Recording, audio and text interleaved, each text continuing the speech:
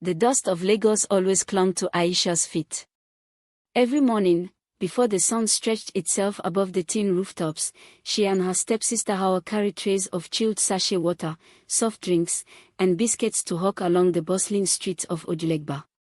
Life had never been easy for Aisha, but she had learned to smile through the sweat, weaving between impatient bosses and tired commuters, calling out her wares with the sharpness of a hustler. It was in the middle of one such day that she met Femi. He was a tall, quiet man who sold spare parts in Ladipo Market. At first, it was his politeness that struck her. He never spoke harshly, and whenever he bought water from her, he asked about her day. Gradually, their conversations grew longer, and soon he was waiting at the junction every evening, just to walk her and Hawa home. Their love blossomed like hibiscus after rain. Femi went to her guardian, his voice firm, asking for Aisha's hand in marriage.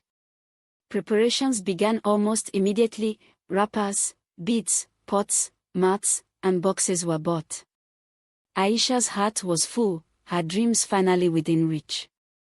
They would marry in the village, with family gathered and drums beating late into the night. But happiness rarely came unchallenged.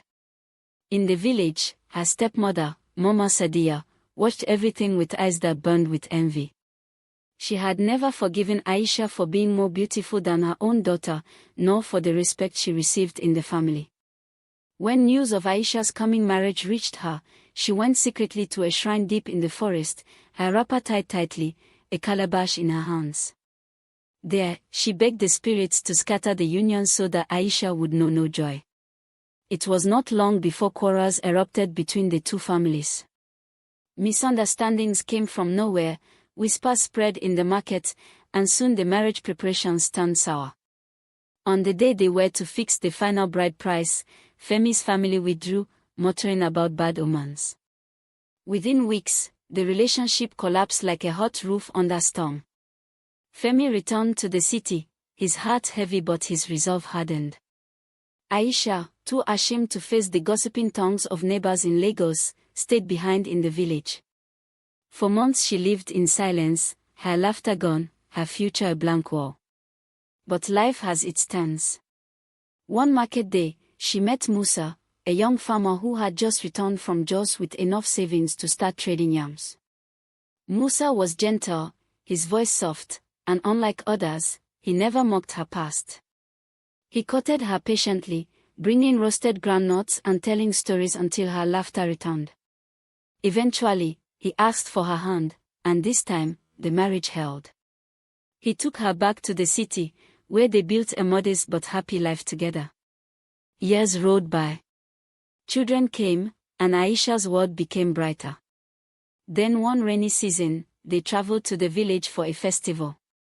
There, whispers reached her ears about Femi. He had married 2 wives after her, one from a nearby town and another from a distant village. But tragedy struck, Femi fell ill and died young. Not long after, both of his wives also died, leaving behind children who now roamed about, motherless, fatherless. As Aisha stood by the village square, watching those children play in the mud, her heart ached. She remembered the days she had once dreamed of being their mother, of raising a family with the man who now lay in the earth. Fate had rewritten her story in a way she never imagined. She sighed deeply, tightening the wrapper around her waist as Musa called her from afar. Life had dealt its blows, but she had risen again. The city, the village, the dust and the sorrow, they had all shaped her.